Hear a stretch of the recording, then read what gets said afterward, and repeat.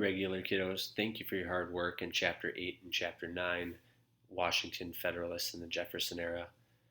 We are about to start our final chapter of the year called Growth and Expansion.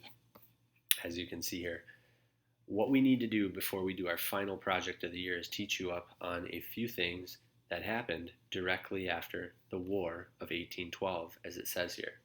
Please feel free to stop the video as needed, whenever you need to catch up on the notes, which we will fill in these yellow spaces, and make any adjustments or changes to your notes as you go.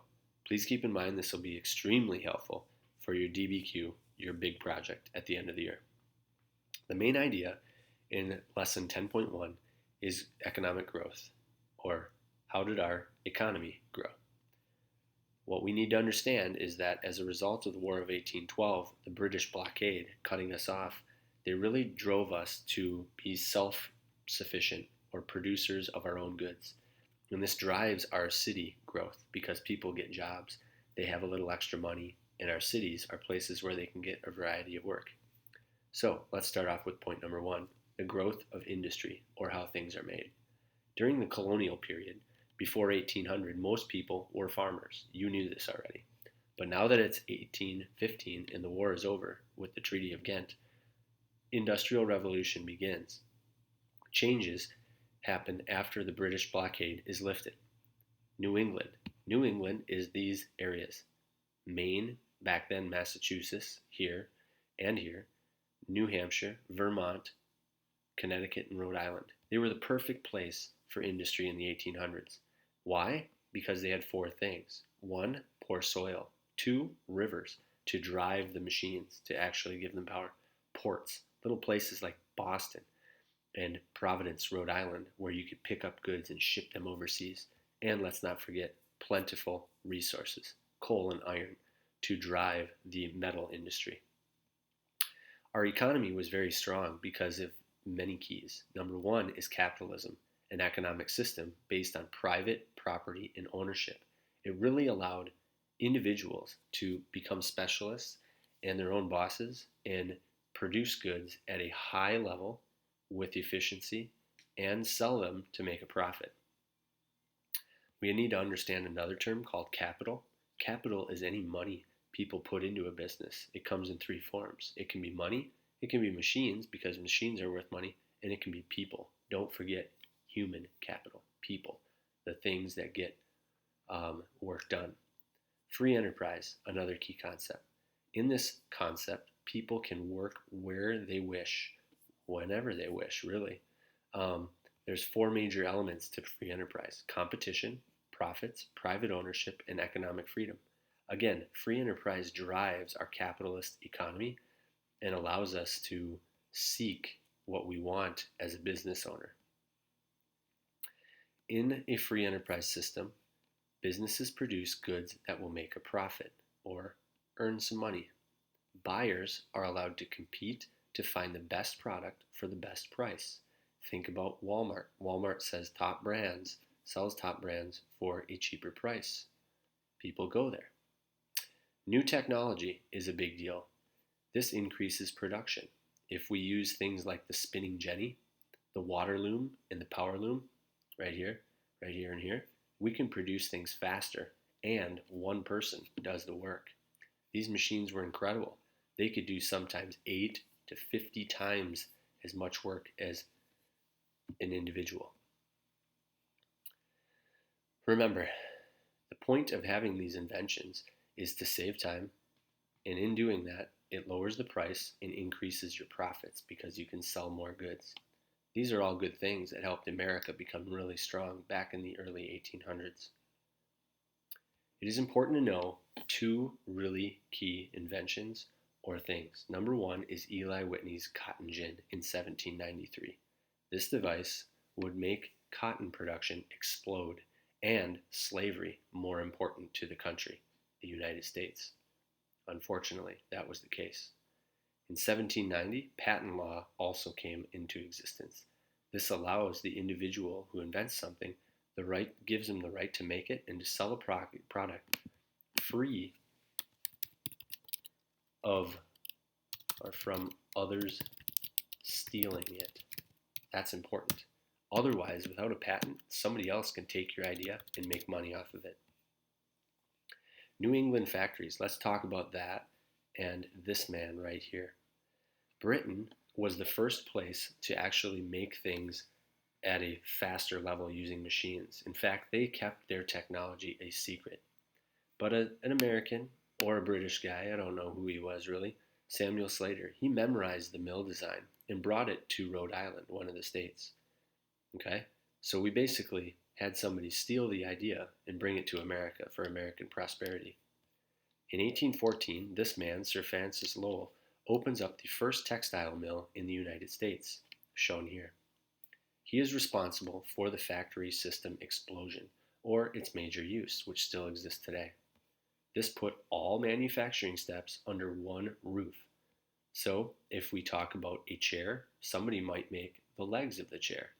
Somebody might make the butt part of it where you sit, and somebody might make the spindles that represent the back, and somebody might make the arms. And then there'd be a fifth person that puts all of them together with glue, hammering them into nice form. This increases efficiency, as one person can produce many small things in more rapid time. Interchangeable parts, actually invented also by Eli Whitney, was something that put identical machine parts together to build products. The advantage to this is that you can get any mojo off the street, a low-skilled individual, and have them do a job, such as make the trigger for a gun, or the stock, or the barrel. And it is also good because you can replace broken parts. So instead of having one person make the gun and it breaking and throwing it all away, what you can do is take off the barrel if it's bent and put on a new one. This reduces the cost of the goods, and it is good for the consumer. Production also increases. It skyrockets on a massive scale. Agriculture, at the same time, also expands. 65% of Americans still work on farms by 1820. Notice there's a shift. It used to be in the 90 percentile range. But now that there's factories, like Sir Francis Lowell's mill, and working on the assembly line in interchangeable parts making rifles, there is a shift, and fewer Americans are farming because farming isn't for everybody. The northeastern U.S., depended on cash crops still, and those are smaller farms. Think of like your family garden, but a little bit bigger. And in the South, we know that agriculture is king. That means they fully depend on it. And this is why slavery became popular in the South and why they would later fight for it. Cotton production soars. In 1790, 3,000 bales were produced. But by 1820, because of the cotton gin, let's find that. Where do I have a picture of it? I might not, actually. There it is right there. It goes to 320,000 bales. That's significant, 100 times bigger production. Two reasons why agriculture boomed. Number one, the cotton gin, and explosion or expansion of cotton mills in the New England and European areas. Economic independence for the United States is point number 5. As a result of all this work being available in factories, cities began to grow, including in the West. Expansion of factories happens in trade centers, towns, and cities. Examples of these would be Louisville, Kentucky, Pittsburgh, Pennsylvania, and Cincinnati, Ohio. Okay? Why did those cities grow? Because they're all on major rivers. Without an energy source, like gasoline at the time, you would have to use river or water power to produce or spin a wheel to produce your force moving the gears to run the looms and things like that. Why did the cities grow along rivers? This is a no-brainer.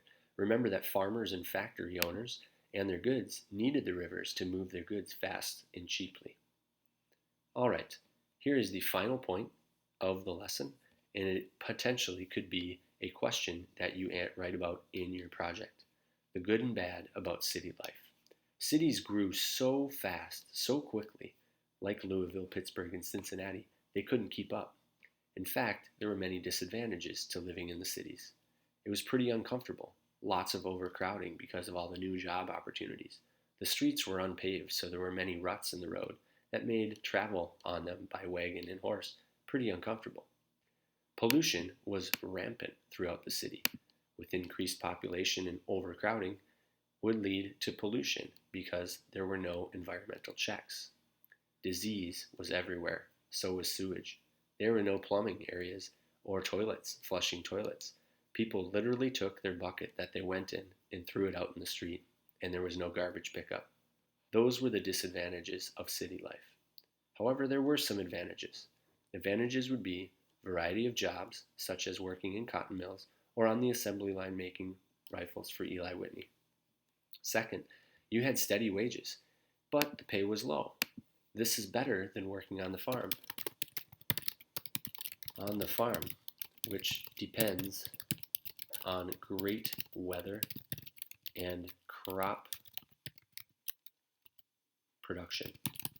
You know that some years that you have a tornado or hurricane perhaps in the south, or a drought or too much rain could really hurt your crop production.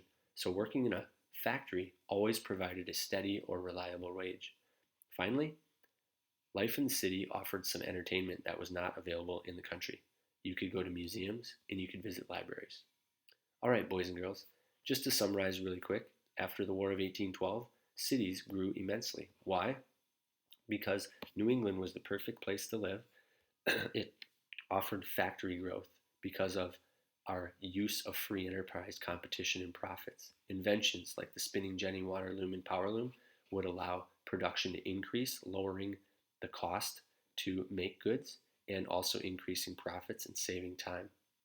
Inventions like the cotton gin, Samuel Slater's memorization of the mill, and Francis Lowell's use of the factory mill and interchangeable parts would just fuel that city growth even more. Agriculture becomes less popular in America, and people in the Northeast, this would make sense, have small farms, maybe on the side, and work in the factory. But in the South, agriculture is king. Cotton production soars because of the cotton gin. There's many reasons for the boom. We know that cities grow out west, mainly those that are located on rivers, and we know that there are disadvantages and advantages to city life. That's all I have for you, boys and girls. Thanks for your attention. Hopefully you take some good notes so you can use this in your DBQ project. See you later.